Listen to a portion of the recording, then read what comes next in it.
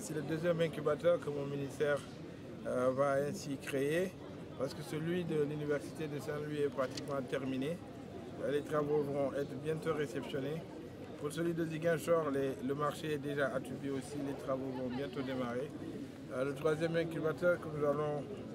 mettre en place, ce sera à l'Université de Thiès à partir de l'année prochaine. Donc c'est un processus qui nous permet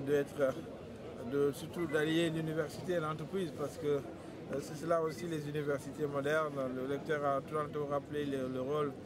des universités dans le développement industriel, dans le développement du secteur privé, et surtout le rôle des universités américaines. Je pense que de plus en plus c'est ça la mission que nous a consignée le chef de l'État, en nous demandant de planter des incubateurs dans les universités, dans les zones industrielles,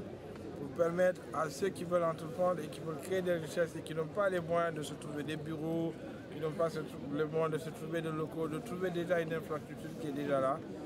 pour leur permettre déjà de créer de petites PME. Quand ils se développeront, ils vont aller se déporter ailleurs. Donc ça, je pense que c'était très important dans le cadre du pôle de développement industriel de notre région,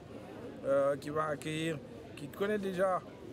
des industries dans le domaine halieutique, mais qui va accueillir dans les prochains mois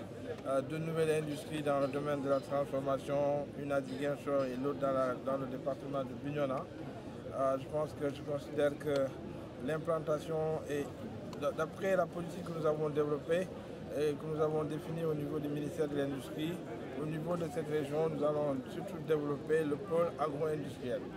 Et c'est ce qui fait qu'après l'incubateur, nous allons décider de mettre à la disposition de l'université dès cet après-midi une plateforme multifonctionnelle qui le permettra déjà aux étudiants qui travaillent et qui étudient en agroforesterie de pouvoir déjà mettre en application ce qu'ils ont appris dans la fabrication des huiles, dans la fabrication des céréales, dans tout ce que, en tout cas, cette plateforme qui est dotée aussi d'un groupe électrogène et d'autres fonctionnalités, ce qui permettra aux étudiants vraiment de faire de la pratique en attendant que